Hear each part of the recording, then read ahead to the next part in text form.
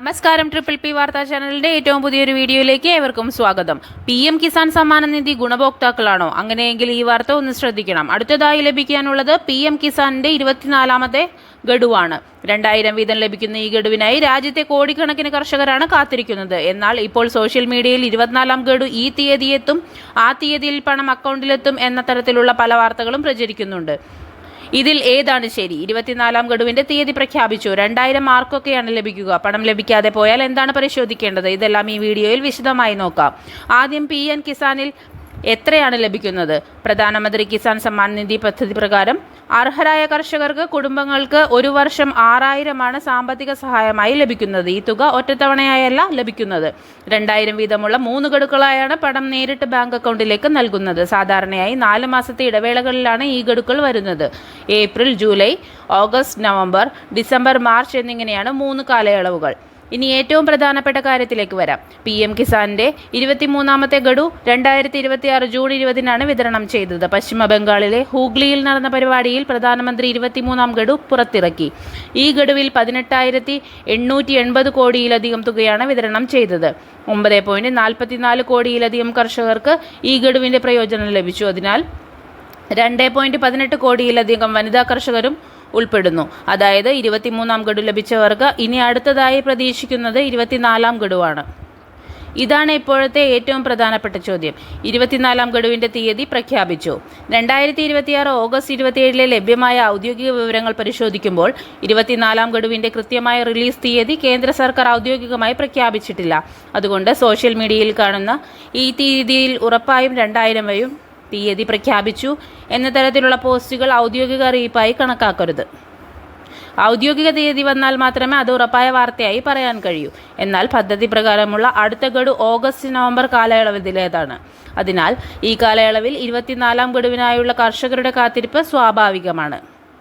പണം ലഭിക്കാൻ പ്രധാനമായി ശ്രദ്ധിക്കേണ്ട കാര്യങ്ങൾ. ഇനി PM കിസാൻ ഗുണഭോക്താക്കൾക്ക് പ്രത്യേകം ശ്രദ്ധിക്കേണ്ട ചില കാര്യങ്ങളുണ്ട്. ഒന്നാമത്തേത് EKYC. PM കിസാൻ രജിസ്റ്റർ ചെയ്ത കർഷകർക്ക് EKYC നിർബന്ധമാണ് എന്ന് ഔദ്യോഗിക PM കിസാൻ പോർട്ടൽ വ്യക്തമാക്കുന്നു. അതുകൊണ്ട് EKYC പൂർത്തിയാക്കിയിട്ടുണ്ടോ എന്ന് പരിശോധിക്കുക. OTP അടിസ്ഥാനത്തിലുള്ള EKYC PM Kisan portal mobile app വഴിയും ചെയ്യാം. ബയോമെട്രിക് EKYCക്ക് CSC പോലുള്ള കേന്ദ്രങ്ങളെയും സമീപിക്കാം. രണ്ടാമത്, ബാങ്ക് അക്കൗണ്ട് വിവരങ്ങൾ.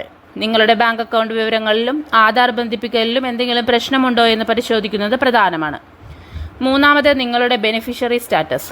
PM കിസാൻ ഔദ്യോഗിക വെബ്സൈറ്റിലെ നോ യുവർ സ്റ്റാറ്റസ് സംവിധാനത്തിൽ രജിസ്ട്രേഷൻ നമ്പർ ഉപയോഗിച്ച് payment status, bank, UTR number, payment mode, account credited തുടങ്ങിയ വിവരങ്ങൾ പരിശോധിക്കാം. ഇനി നിങ്ങളുടെ പേര് PM കിസാൻ ഗുണഭോക്തൃ പട്ടികയിലുണ്ടോ എന്ന് പരിശോധിക്കാനും കഴിയും. PM കിസാൻ ഔദ്യോഗിക പോർട്ടലിൽ ബെനിഫിഷ്യറി ലിസ്റ്റ് സൗകര്യമുണ്ട്. സംസ്ഥാനം, ജില്ല, സബ് ഡിസ്ട്രിക്ട്, ബ്ലോക്ക്, വില്ലേജ് എന്നിവ തിരഞ്ഞെടുത്ത് പട്ടിക പരിശോധിക്കാം. ഔദ്യോഗിക പോർട്ടലിൽ ഓഗസ്റ്റ് 2026 തീയതിയിലുള്ള ബെനിഫിഷ്യറി ലിസ്റ്റ് അപ്ഡേറ്റും ലഭ്യമാണ്. അതുകൊണ്ട് 24ാം ഗഡുവിനായി കാത്തിരിക്കുന്നവർ നിങ്ങളുടെ പേര് പട്ടികയിൽ ഉണ്ടോ, EKYC പൂർത്തിയാക്കിയിട്ടുണ്ടോ, പേയ്മെൻറ്റ് സ്റ്റാറ്റസ് എന്താണ് എന്നൊക്കെ ഇപ്പോൾ തന്നെ പരിശോധിക്കുന്നത് നല്ലതാണ്.